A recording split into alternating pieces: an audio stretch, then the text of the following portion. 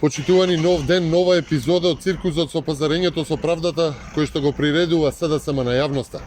Сета јавност се смее на обидите на СДСМ да се дообјаснат за договорот кој што го има Зоран Заев, Вице Заев и Сашо Мијалков за бегство и изигрување на правдата. Префрлањето на топката и циркусот за јавноста меѓу суд, обвинителство и полиција, што организирано се случуваше по информацијата за бегство на Сашо Мијалков, вклучително и сегашните лаги и за првиот и за вториот договор меѓу нив, не е одлика на систем кој што се бори за правда. Напротив, тоа е систем за замајување на јавноста. Па има ли некој во СДСМ чувство за одговорност и морален интегритет, или сите ќе продолжат да тонат во лагите?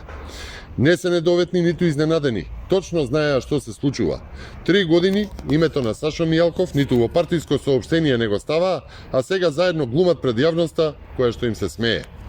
По пропаста на првичниот договор за бегство заради реакцијата на јавноста и надворешните фактори, започна второ пазарење кое резултираше со трагикомични изјави, препотувања, потерници, па извинувања, па високи температури, па координации.